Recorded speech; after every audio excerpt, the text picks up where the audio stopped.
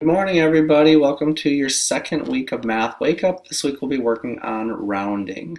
You are going to start off on Monday. I'm going to click into Monday, and the directions are going to tell you that you need to make a T-chart, and you need to show your work on the left side, and you need to have correct answer on the right side, and so on and so forth. So pretty self-explanatory, as we've done it for a few weeks now. What I want to show you though is that when we are rounding, there's a couple things that you must do regardless of how good you are at rounding or not. I'm requiring all of you for Wake Up this week to show a couple of steps. So if you have a problem like the first one, rounding to the nearest hundreds place, so here we are rounding to the nearest hundreds place, you are going to take the problem 4,576 and you're going to put it into the My Answer column, even though that isn't your answer, but that's where you're going to start the work. Since we're rounding to the nearest hundreds place, what I want you to do is I want you to underline the number in the hundreds place, or whatever place value you're rounding to. So I know that the 5 is in the hundreds place, so I'm going to underline my 5, which you all will have to do for all of your problems this week. And then you are going to draw an arrow to the number that's going to determine what happens to that 5. We call that number the boss. So hopefully this is a review, but you know that you're going one number to the right, to the 7 in the tens place there, and the 7 is the boss of the 5. It is going to tell the 5 to either stay as a 5 or move to a 6. Now you all have heard this before, I know you have. 5 or above, give it a shove. 4 and below, leave it alone.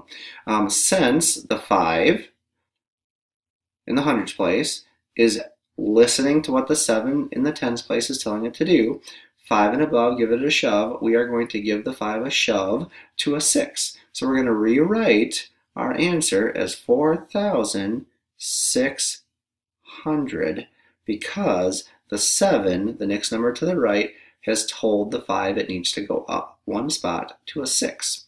We're going to slide down to another example. Here we're talking about a number in the hundredths place. Notice the TH. Notice the, let's do that a little bit better. Notice the TH. So hundredths place means that we are dealing with a number to the right of the decimal point.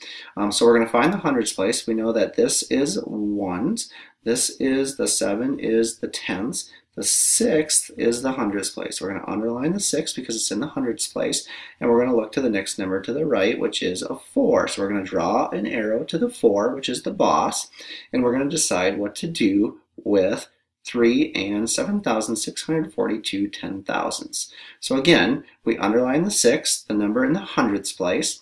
We draw an arrow to the number that's the boss, the next number to the right, which is the 4.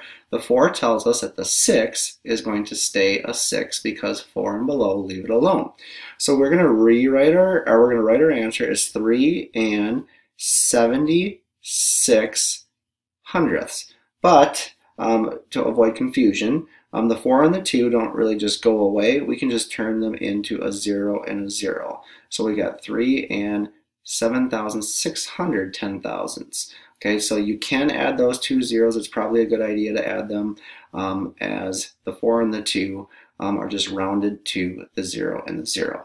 Good luck this week with your Wake Up.